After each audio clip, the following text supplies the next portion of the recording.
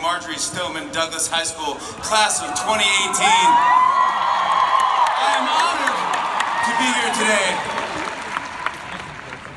When you think of commencement speakers, you think of people who are inspirational, people who are eloquent, people who have changed the world. When you think of high school students, you think of people who are a little immature, slightly awkward, still learning to be an adult.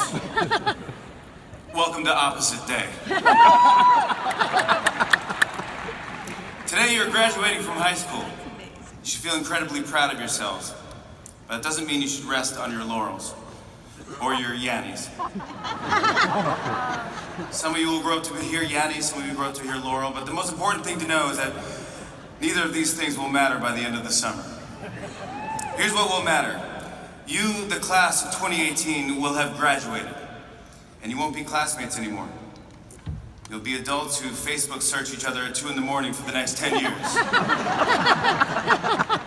But more important than that, you'll be out in the real world. So before you go, I wanted to share a few thoughts with you, not advice necessarily, just a few things I've learned that helped me along the way. The first thing is this. When something feels hard, remember that it gets better. Choose to move forward, and don't let anything stop you. I met many of you earlier this year at the March for Our Lives in Washington, D.C. It was an amazing day. Thank you for your courage and your bravery, and for giving amazing speeches I could never possibly live up to. My wife and I brought our 2 little girls because we wanted them to see what hope and light looks like. And as I was standing there watching you guys in awe, I was lucky enough to stand with a lot of your teachers. And let me tell you something, your teachers are so proud of you. Really, they were like, I taught him, I taught her, I taught them history. And now you're making history. It's pretty cool. And that's just a few of you I was able to meet. I can only imagine what the rest of this class is accomplishing and will be able to accomplish. And your teachers, everyone, they're all so proud of you. My teachers weren't really proud of me like that. I wasn't really the best student. I wouldn't say I was dumb, I just had other strengths. I didn't always feel like studying, so I had to go to summer school. And my mom and dad were like, look at you, Mr. Smart Guy, huh? Now you're gonna go to summer school, huh? How does that make you feel? Huh? You ruin your whole summer now? And it made me feel awful. I went to my bedroom, I cried. But here's the thing, I got up in the morning, went to summer school, and I met 15 versions of myself. Everyone was funny, slightly dumb, and I loved it. I loved summer school, it was fantastic. I met my people. Comedy camp. My people. Comedy camp. My point is, and a lot of you already know this, but every bad experience can have something good that comes out of it. Sometimes things that seem like setbacks can take our lives in a totally new direction that can change us in ways we don't expect, and they make us better and stronger. You guys have already proved that to everyone. You took something horrific, and instead of letting it stop you, you started a movement. Not just here in Florida, not just in America, but throughout the whole world.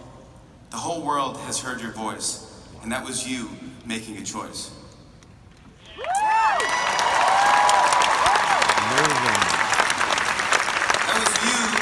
Choosing to take something awful and using it to create change, that was you choosing hope over fear. Another thing I want to say is keep making good choices. I'm not saying it because I think you need to learn it, I'm saying it because you already taught it to all of us.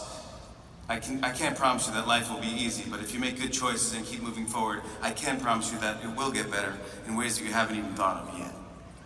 That brings me to another thing I want to tell you guys, which is we have no idea what the future holds, and that's okay. Don't get too hung up on it. My advice to you is don't think about what you want to do, think about why you want to do it, and the rest will figure itself out. I love what I do. I get to tell jokes and make people laugh, and it's awesome.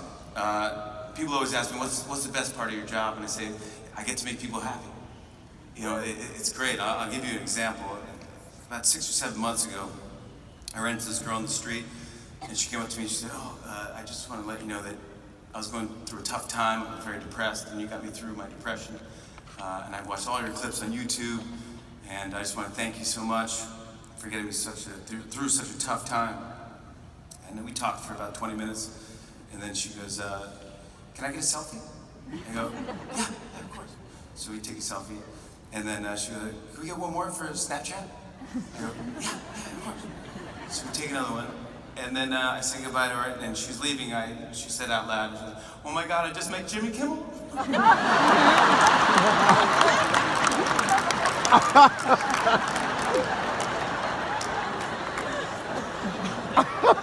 My point is, I love my job, and I know I could make her laugh if she knew who I was. Question people ask me a lot is, what would you tell your younger self? And there's so many things I'd say, but the first would be, lay off the carbs. Second, I would say, is listen. Listen to everyone around you. Hear other voices. There's so many different voices in the world, and we're all different voices, different flavors, different colors, but we're all on the same rainbow. And we need red just as much as we need yellow and purple and orange and blue and green and burgundy.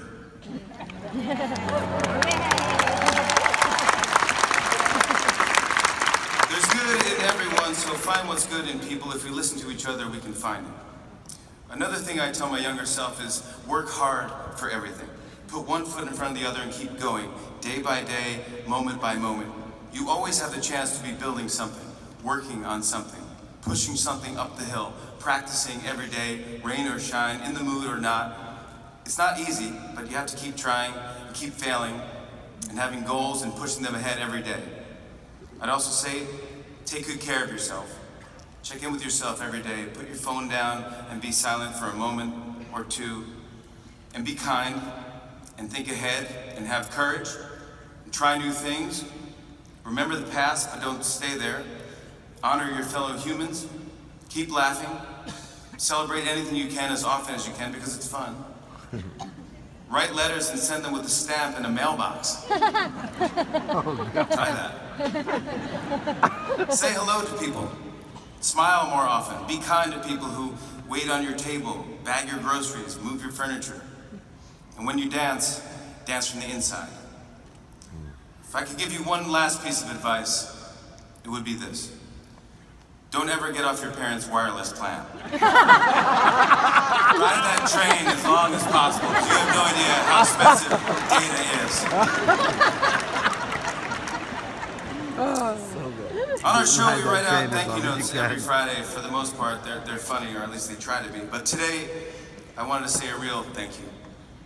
I wanted to thank you guys personally for showing us what it looks like to have integrity and courage and bravery in the face of terrible tragedy. Thank you for showing me and the whole world that there is hope. Most commencement speakers, they'll get up here and they'll talk in the future tense. You will succeed.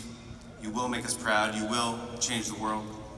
Most commencement speakers, they say, you are the future. But I'm not going to say that because you're not the future. You're the present. Woo! You are the present. You are succeeding. You are making us proud. You are changing the world. So keep changing the world and keep making us proud. Thank you so much for having me. Congratulations to the Marjorie Stoneman Douglas class 2018.